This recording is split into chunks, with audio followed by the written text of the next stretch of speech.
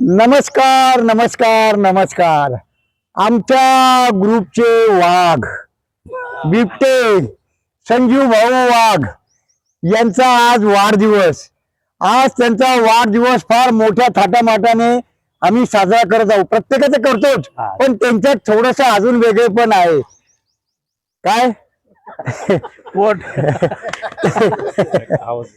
त्यामुळे आता त्यांच्याबद्दल जी काही माहिती सांगतील ते आमच्या अरुण भाऊ देशपांडे हे नीट सांगतील, आमचे प्रवक्ते आहेत ते. व त्यानंतर संजू भाऊनी जरासा वेगळा कार्यक्रम ठेवलेला आहे, ते नंतर सांगतीलच देशपांडे साहेब. चला देशपांडे साहेब करा सुरू. नमस्कार मित्रांनो, जय हो जय हो जय हो जय हो जय हो. जय हो. आज आपल्याकडे वाघदादा यांचा वाढदिवस आहे. 57 वय पूर्ण, 58 चालू, चालू आहे. उद्यापासून उद्यापासून. हो. तर हा माणूस एक दिवस जरी गार्डनला आला नाही, वा वा वा. 2 दिवस आला नाही, 4-5 फोन याच्या घरी जातात. एवढं प्रेम का असावं? मी नवीन नवीन आलो, मला फार विशेष वाटायचं की हा माणूस आला नाही ते लोक लगेच त्याला फोन कुठे कुठे या ना. म्हणजे माणसाने कायम आनंद वाटत राहावा, दुःख जगाला सांगू नये. हा माणूस सतत आल्यावर प्रत्येकाला याला आवाज दे, त्याला आवाज दे, याला बोकड्या, याला मटण, काय काय ते, पण आनंदच होतो सगळ्यांना, बरोबर. म्हणून त्याच्याबद्दल सगळ्यांना प्रेम आहे, आदर आहे, तो यावा असं प्रत्येकाला वाटतं. याच्यासाठी प्रत्येकाने कायम आनंद वाटत राहावा. दुःख प्रत्येकाच्या आयुष्यात आहे, आपलं दुःख उघडत बसू नये, बरोबर. त्यानंतर या माणसानी तुम्हाला वाटतं बाबा मिसळवाला 10 वाजता मस्त तुम्ही जाऊन ऑर्डर देता, मिसळ खाता, परंतु त्या मिसळच्या मागे पहाटे 4 वाजता उठून कांदा मिरची कापणारा कोण असतो याचा कधी आपण अभ्यास केलाय? बरोबर. अतिशय लहानपणापासून प्रचंड कष्ट यांनी बघितलेले आहे. माणूस समाजामध्ये शिक्षण असेल तरच टिकतो, समाजात शिक्षण घेतलं तरच तो जगतो, आणि शिक्षण असेल तरच तो जगू शकतो, व्यवहार करू शकतो. ही म्हण खोटे आहे. प्रत्येक म्हण आपल्याकडे खरे असतात, परंतु समाजात काही अशी आवलिया निर्माण होतात की त्या म्हणी खोट्या पाडतात. त्यातला हा माणूस आहे. फक्त 3री पास, नापास 3री नापास, पास पण नाही. 3री नापास आहे. एखाद्या PhD माणसाला सुद्धा बोलू देणार नाही, एवढं व्यवस्थित गिराईक हँडल करतात ते. 10 लोक बसले तरी भाऊ रस्सा भेटतो, भाऊ कांदा आहे ना, भाऊला कांदा लाव रे, भाऊला रस्सा लाव रे, एवढी ही हातोटी आहे. आणि प्रचंड गरिबी, तुम्ही विचार सुद्धा करू शकणार नाही. लहानपणी यांचा जन्म झाल्यानंतर छपरीच्या तालमीच्या एरियात राहत होते. 3 भाऊ 2 बहिणी. वडील अक्षरशः हमालीचे काम करायचे. लहानपणी वडिलांना हमालीचे हातगाडी लोटू लागायचे. हे यांनी त्या छपरीच्या तालमीजवळ मस्जिदीजवळ काकड्या विकल्या. मोठा भाऊ अक्षरशः केळं विकायचा मेन रोड शालीमारला. तर यांनी सुद्धा हमालीचे काम केले. आणि आई सुद्धा बिचारी अक्षरशः भाजीपाला विकायची. बघा किती गरीब परिस्थितीतून दिवस काढले. त्यानंतर वडील लवकर लहानपणीच वारले. संसार उघडा पडला. आईने सगळा संसार सांभाळला. 3 भाऊ 2 बहिणी. हे मग 5-7 वर्षाचे झाल्यानंतर 3री नंतर शाळा सोडून दिली. 5-7 वर्ष झाल्यावर बुधा हलवाईकडे काकाकडे कामाला गेले. आतोनात कष्ट. तिथे पहाटे 5लाच जायचे. कोळसा फोड, हे कर, लाकडं फोड, ते कर. भयंकर कष्ट दिवसभर. 1 रुपया त्या माणसाने 3 वर्षात यांना दिला नाही. 1 रुपया नाही, 7 वर्ष. फक्त तिथे नाश्ता, खाणं पाणी मिळायचं आणि तिथेच झोपायचे. एवढी वाईट गरीब परिस्थिती असताना यांनी 7 वर्ष तिथे काम केलं. त्यानंतर चुलत चुलतानी चित्रमंदिराजवळ हातगाडी लावली. तिथं गेल्यानंतर त्याच्याकडे बशा धुवायच्या. बघा कसे काम करावे लागतात माणसाला वर येण्यासाठी. आज एवढी त्यांच्याजवळ अमाप इस्टेट ती फुकट आली नाहीये. किती कष्टातून गरिबीतून हा माणूस वरती गेलाय. खूप म्हणले तर लोक येतील ना. म्हणजे इन्कम टॅक्स वाल्याने येणार.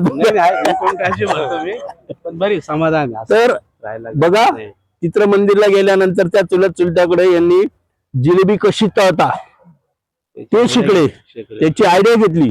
आणि हा माणूस एवढा एक्सपर्ट झाला की अनेक लोक त्यांना कार्यक्रमाला जिलेबी तळायला बोलवायला लागले. स्पेशल कारागीर जिलेबीचा. त्यानंतर हळूहळू आपले माजी आमदार वसंत भाऊ गीते त्यांच्या संपर्कात आले. त्या माणसाने आयुष्य पलटून टाकलं यांचं. यांना तिथे बसायला जागा दिली, गाडी लावून दिली. तिथून या माणसाने मागे वळून बघितलंच नाही. अतोनात कष्ट. पहाटे 5ला उठून तिथे कांदे मिरची कापायची. दुपारी सगळे गिऱ्हाईक गेल्यावर ताटल्या धुवायच्या, लोकांच्या उष्ट्या बशा धुवायच्या. असे कष्टाचे या माणसाने कामं केले. त्यातून आमाप पैसा कमवला. आमाप म्हणजे ते कष्टच आहे, शेवटी कष्टाला फळ असतंच कुठे ना कुठे. तर अशा परिस्थितीतून ते वर आले. तर आपले संजय भाऊ वाघ यांना आपल्या अनेक शुभेच्छा आहेच. त्यांचा स्वभाव तर इतका जॉली आहे, ते प्रत्येकाला हसवत असता, बरोबर. त्यामुळे आपल्या सर्व जय हो ग्रुप तर्फे त्यांना वाढदिवसाच्या हार्दिक शुभेच्छा, हार्दिक शुभेच्छा, हार्दिक शुभेच्छा. त्यांना वसंत भाऊ गुरु मानणार ना शेवटी. त्यांनी एवढा मोठा सहारा दिला आज यांना, हे वसंत भाऊंना गुरुच मानतात. त्यानंतर यांना 2 मुलं आहे. यांचा एक पोरगा IT इंजिनियर आहे पुण्याला, आणि एक इथे इथला धंदा सांभाळतो. त्यानंतर यांचं उर्वरित आयुष्य असत हसत खेळत आनंदात जावो, आपल्या सर्वांची प्रभूचरणी प्रार्थना आहेच. म्हणून पुन्हा एकदा आपण त्यांच्यासाठी टाळ्या वाजवायच्या आहे. वाढदिवसाच्या हार्दिक शुभेच्छा, हार्दिक शुभेच्छा, हार्दिक शुभेच्छा. जय हो, जय हो. जय हो, जय हो. कोण देणार? त्यांचा सत्कार आम्ही दोघं सारखे दिसतो का भाऊ, बघा. अरुण भाऊ 2 मिनिट. आता त्यांचा शाल देऊन सत्कार आमचे प्रवक्ते अरुण गुरुजी देशपांडे हे करणार आहेत. जय हो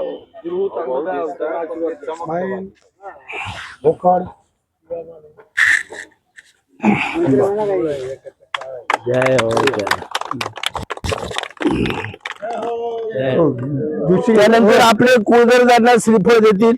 अजून मला शाल भाऊचं नाव घ्या. आणा ना तुम्ही. आणली कुठे? तिकडे तुमची शाल होती.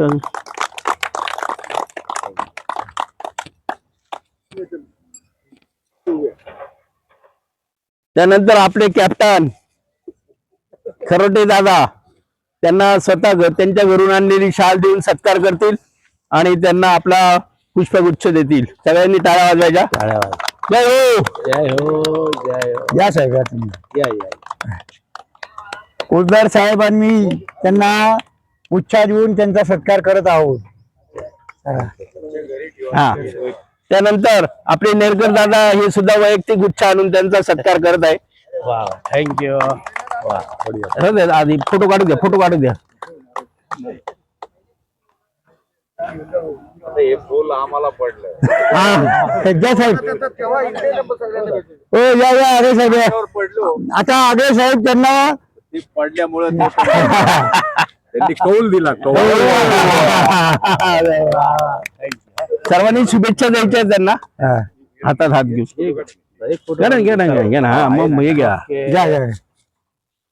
वा वा वा वा वा. ते मोबाईल काढते. खिशातून काय काढतो? मोबाईल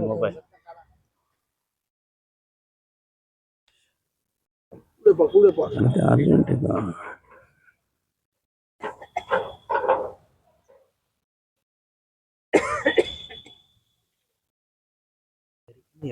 बरं.